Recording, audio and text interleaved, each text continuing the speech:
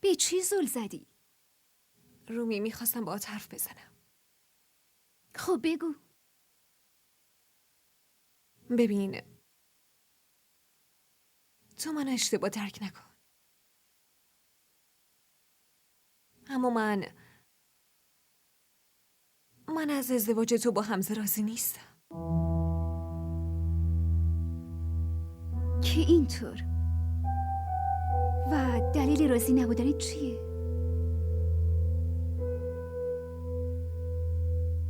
اون خیلی عجیبه. حرفای اون به نظرم مبهم به نظر میرسه. تو یه جوری میگه انگار سالهاست اونو میشناسی. رومی بعضی وقتا اونیه که سالهاست میشناسیم